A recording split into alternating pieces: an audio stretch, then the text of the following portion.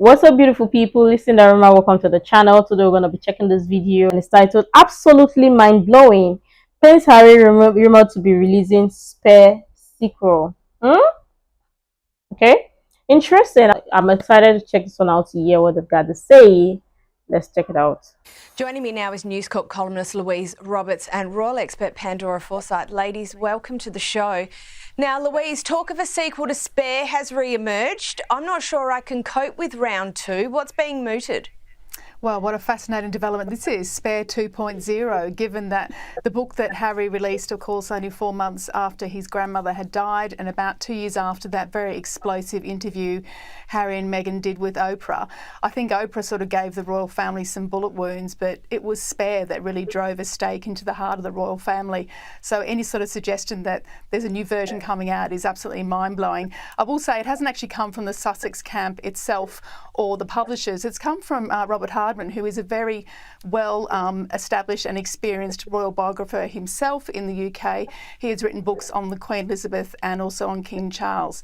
His theory is that because not a lot of detail was contained in Spare about the run-up to the wedding day itself and the drama behind that, and of course the aftershock of the wedding and the honeymoon, etc., he seemed to think that this is being quarantined for a second book. Now, whether this is an updated biography, which is often what celebrities do, they just sort of tweak the current copy, or whether it's a new book, remains to be seen. But I don't think it's going to do anything for family relations in the meantime. And I think that's the point, isn't it? Because if this is true, Pandora, then the willingness or likelihood of family reconciliation fades very quickly, doesn't it?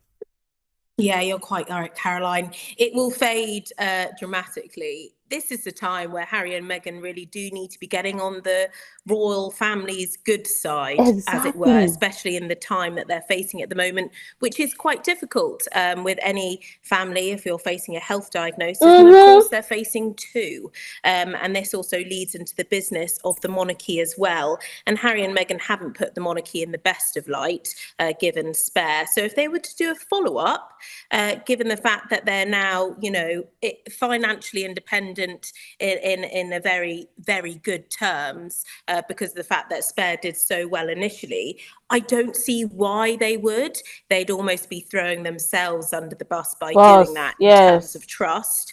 But of course, many people will read it. And if they want the money, then that's obviously the way to do it. But of course, they've got that $100 million Netflix deal. They have the Spotify deal as well. So I'm not sure the financial argument actually stands there either. So you're quite right. It wouldn't help trust within the family at all if this was to go ahead.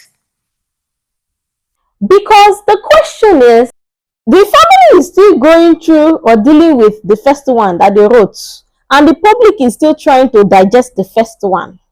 Now they are bringing second one, part 2.0. Listen, these people, obviously, I don't even know who is advising them. But at this point, none of it is making sense. And honestly, nobody knows the details of what the part 2.0 will carry. And honestly, at this point, the family too would be scared and be like, okay, nah, these people can't be trusted, because the first one, you people said spilled some details. The second one is going to be hurricane. Yo, what is going on? Like, who exactly is advising these people? But let me know what you think about this. But yeah, let's go on. Was to go ahead.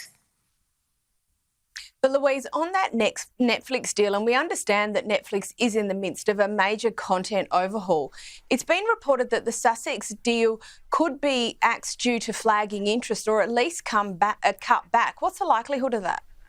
Well, I think their Netflix deal would be axed if they don't come up with the royal tidbits, the royal inside information. We know they're estranged from their source, their own family. So where will they get this information, and who will believe what they have to say? I mean, I know Netflix have sort of got this Polo documentary with Harry and Meghan's cooking show, but that's all padding. The real meat on the bones here is what they've got to say, their inside view of what's happening in the royal family. That's why Netflix signed them up to the deal in 2020 when they left the royal family. And of course, that deal was a 5-year deal, as Pandora says, for $100 million, and that expires next year. So unless there's suddenly some miracle and they're back in the fold in the royal family, I can't see the deal continuing because no one wants to really watch a polo show. They want to know what's going on in the royal family. And Pandora, that gets us back to, I suppose, the purpose and branding issue surrounding the Sussexes. They keep struggling to land the dismount. Yeah, quite right. They certainly do. The issue here is they need to keep the family on side now. They've given away so many secrets and so many behind the scenes palace juicy headlines to the media that ultimately they've sort of given too much away because people want to know more. And if they don't say anything at all, then they won't grab the headlines. So they've given too much. But if they do want to keep family relations going, then they do really ought to think about the future here. And having another Netflix deal is great if they kept it to just polo shows. But we'll see this year. Is that really going to bring in the viewers? I don't think it will, personally. I know journalists will be looking at it, and perhaps if you're into polo yourself, which is a very, very niche market indeed, and very, very wealthy, which does cut off a lot of the Netflix market, then unfortunately, I'm not sure how far this Netflix deal is going to go into the future. And that's what leaves the big question mark over the Sussexes brand. And the Sussexes have traditionally been very private insofar as their kids are concerned, and you'll hear absolutely no criticism from me on that front. But Louise, it's also been reported that they may change that in the future. What exactly is proposed there? I agree, Cara. I think they've played the right card here in protecting Lilibet and Archie from the media so far. But I think the suggestion now is, of course, with their sort of quasi-royal tour of Nigeria and them saying what a fantastic success that was, that when Lilibet, who's now 2, and Archie, who's now 5, are a bit older, perhaps in about 3 or 4 years, they will wheel them out as part of the tour of the global sort of domination they hope to achieve. They're very intent on being these sort of billionaire entrepreneurs, and obviously having this sort of picture-perfect, beautiful, charming children and their sort of picture-perfect, beautiful, charming marriages, we're led to believe, is a great branding exercise. And we've talked, at length about how they've got to move on from throwing their family under the bus in order to make $1, but maybe that's what the next strategy is, to sort of monetize them as a family doing great works across the globe. Quasi. But let's even get this straight. So now they think that if they don't have nothing to offer, especially with spilling details about the royal family, people want to watch. No, they've shared a lot. Honestly, like what was said, they shared a lot. And that same energy that they kept from the beginning, people have to see it like in full flesh. You don't give us something and then expect us to want more, and you're coming to give us small, demi. If you are giving us ocean and you plan to give us with one bucket first, the next time you are coming, come with a basin. And that is what people are expecting. But obviously, since they've decided they don't want to be part of the royal family, I wonder how how it's going to work. Because people will be exactly people want to know in details or in things that are happening exactly in the royal family. Now you understand why, if they try to want to reach out and reconcile with the royal family, and the royal family don't want none of that, there is a reason. Because obviously these people don't really care about them, they only care about themselves. So they are just a perfect match that fit each other. Selfish people are just only concerned about themselves. But obviously, they don't care. It's just the two of them. So at this point, like, it's scary. And I honestly feel so sad for the family, for the royal family right now. It's scary. Because I always say, people who don't care, who would sell their family for money. See, Judas Iscariot, let's just be honest.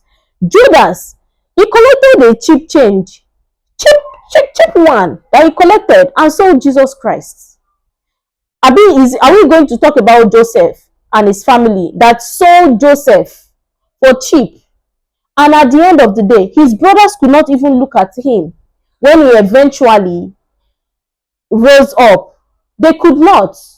But little did they know that they were doing him a favor.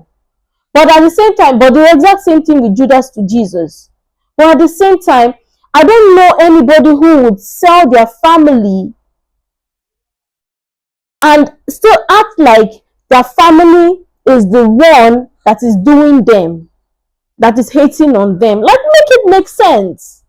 Who does that? Only a narcissistic person would do it, because they would inflict injury on you and still tell you you caused it, or you was because or you were the reason why they had to inflict injury on you. Like, make it make sense. Why? And they're forgetting that whatever details they share at this point is going to remain forever. Are they ready to go down that route? Because their kids are watching. What are they telling their kids, or what are they teaching their kids? This don't make sense. Honestly, joke aside, this don't make sense. I'm honestly going to say it. I don't encourage people betraying their family regardless. Yeah, people would be excited to want to know the details and everything that happens or goes on in the royal family or with people's family and stuff. They would be excited, don't get me wrong. But how would you feel? How would you feel? Do you think people will trust you when you sell your family for cheap? How will people trust you? Because people would be scared to be around you. They'll be like, okay, at every given time, when you get bored, you can sell them. So nobody can trust you. Wow. But this is interesting though. Let's go on. Quasi-royal. And yeah, there is that, the not royals. And now, despite a bust-up with the Sussexes, the Beckhams still remain quite close to the royal family. Pandora, David met with the King this week and he's received a royal appointment. Can you run us through this? Yeah, he did indeed. Now, this royal appointment for David Beckham is an extreme moment of pride. If you follow the Beckhams, they are quite literally British royalty in the UK, and they are up there in terms of, personalities within the UK and actually beyond now with Miami, with everything that the Beckhams are doing over there. Now, the King's Foundation, which was formed in 1990, is extremely special to the King. And if you follow David Beckham's work, you'll realise that he does a lot of work with young people and bringing them forward, and he'll tie that into football.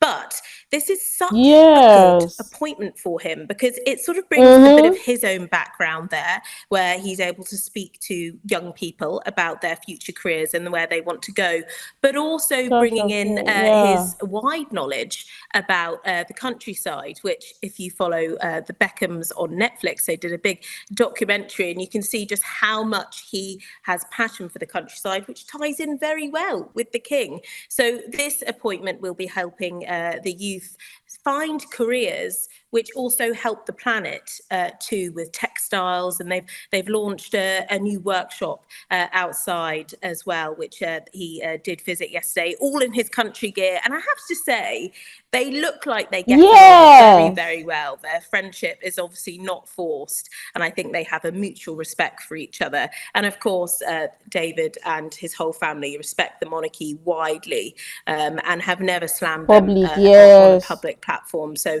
it's a great fit, I think, for them both. I think it is too, and I understand that they were swapping beekeeping tips, which I just think is the most British thing ever. Brilliant. Absolutely. Now, Louise, Princess Catherine continues with her recovery. There's been some formal news out of the palace this week, and she has been seen out and about in public. What's the update? Well, isn't it great to hear she's been out and about in the public as well? So her parents live not too far from where she's resting in Norfolk, so I believe she's been seen out with mum and dad nearby, which is great. I haven't seen any photographs, but the mood seems to be that if she's well enough to go out in public and perhaps go to the shops, then that's a very good sign.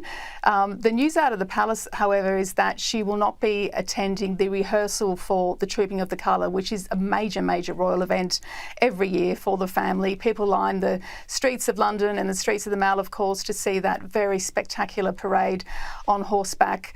But Kate won't be there for the rehearsal. However, there is a suggestion she may make it onto the balcony, which of course is the penultimate picture of the royal family up there watching the parade of the Trooping of the Colour, only if she's well enough to actually be there, of course, so we don't know.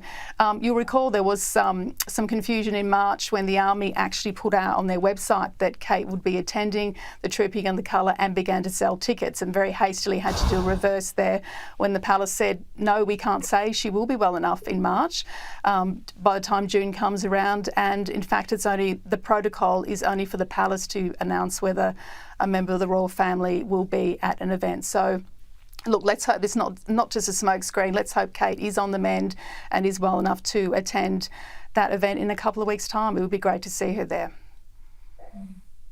Yeah, absolutely. And Pandora, I've only got about 30 seconds left, but on to King Charles. He continues to manage his recovery and workload, but also has to manage Harry. We understand a secret meeting was requested. What do we know about that? Yeah, so this goes back to 2021, actually, when it was Prince Philip's funeral, and this was spoken about in Spare. Look, I think we can all be in agreement that a meeting should happen and it should be away from public headlines. But Harry lives in another country, and the last time he was here, he didn't see the King. So it does leave a big question mark over that. And their priority right now is getting better for the sake of the monarchy. So I suppose we will just have to see in due course whether it does hit the headlines. Let's hope. Louise Roberts, Pandora Forsyth, thank you so much for joining us. So he's requested a secret meeting. Can this be trusted? Honestly, this is scary. And for me, I would just go ahead to say it can't be trusted, because nobody knows the intent behind this. I mean, with everything that we've seen so far, it can't be trusted. In all honesty, I don't know what any other person would be saying or any other person would see or would think, but not. But let's talk about the photo of King Charles and David Beckham. They look so good, and it almost looks like, if you don't know, you think that David Beckham is a part of the royal family or one of the cousins of the royal family or something. But it looks really good, and you see how lots of people have exciting things to talk about the Beckhams, because I mean, who would not love that? They know their stuff, they know their brand, they respect their brand, and it's all about respect. And this is what we talk about, rather than go up and that and sell your family for cheap and still sabotage your family and still act like, nah, your family is the cause of your problem. Like, make it make sense. Like, I'm not even understanding this one at all. This one is different case. But again, let's even talk about Princess Catherine. I've said it before. Whenever she's fully recovered and ready to take up duties or to make public appearances, she will. I don't think people should put pressure on her to want to see her and be curious to say, oh, is she alive or not, and all of that. If anything, let's believe, if anything has happened, or if there's any information regarding Princess Catherine and her health issues, and the family want to share, they will. But other than that, I think people should just respect the family and respect her wishes, or respect and rather pray and hope, pray for safe recovery for her, so that when they see her, she should be healthy and doing okay. I think that would be best, if they truly have her best interest at heart, and that of a family or that of the royal families. But let me know what your thoughts are in the comment down below based on all of the information shared here. I really love to share that. You can share other useful information you think might be really helpful. Make sure to like, comment, and subscribe and all of that stuff. And until next time, see you in the next video.